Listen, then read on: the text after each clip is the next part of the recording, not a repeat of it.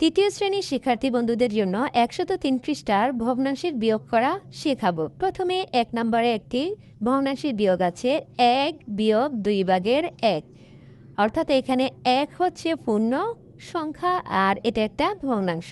এখন আমরা প্রথমে কি করব, একটা দাগ দিব, দাগ দিয়ে হরগুলো লসাগু লিখব, অর্থাৎ এখানে ২ আছে আর এখানে যেহেতু ১ পূর্ণ সংখ্যার নিচে সবসময় মনে মনে আমরা ১ ধরে নিই, অর্থাৎ ১ আর ২ এর লসাগু ২, অর্থাৎ একটা সংখ্যা থাকলে আমরা ওই সংখ্যাটাকে লসাগু হিসেবে লিখব।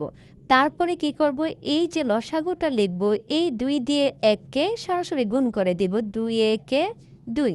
এবার এই বিয়োগ চিহ্ন দিয়ে অর্থাৎ ২ দিয়ে ২কে ভাগ করলে ১ হয়, ১ দিয়ে ১কে গুণ করলে ১।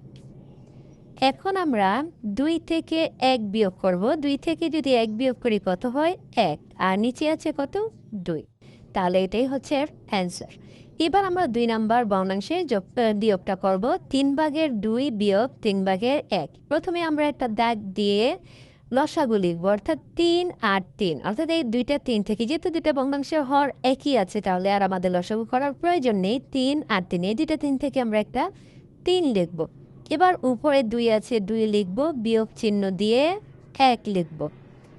এখন ২ থেকে যদি ১ বিয়োগ করি কত থাকে ১, আর নিচে ৩, অর্থাৎ ৩ ভাগের ১ হচ্ছে এটার অ্যান্সার। এবার আমরা তৃতীয় নাম্বার ভগ্নাংশের বিয়োগটার সমাধান করব ৪ ভাগের ৩ বিয়োগ ৪ ভাগের ১।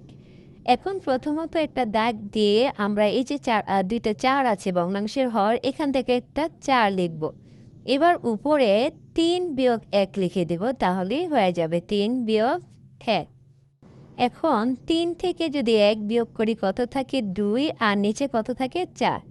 যেহেতু এটাকে আবার লঘিষ্ঠ আকারে প্রকাশ করা যাবে তাই আমরা ২ দিয়ে ভাগ করব, ২ একে ২, ২ দুগুণে ৪, অর্থাৎ এটার আনসার হচ্ছে ২ ভাগের ১।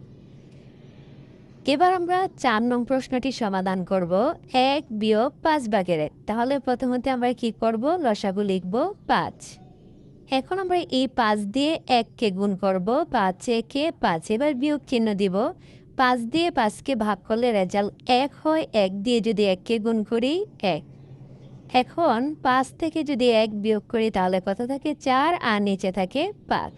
এটাই হচ্ছে এই ভগ্নাংশের বিয়োগফল। এবার আমরা ৫ নং প্রশ্নটি সমাধান করব ৯ ভাগের ৭ বিয়োগ ৯ ভাগের ২। তাহলে প্রথমত আমরা কি লিখব, এই দুইটা ৯ থেকে একটা ৯ লিখব এখানে।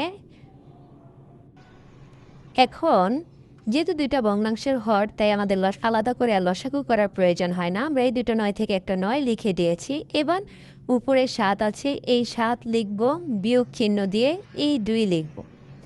এখন ৭ থেকে যদি ২ বিয়োগ করি তাহলে কত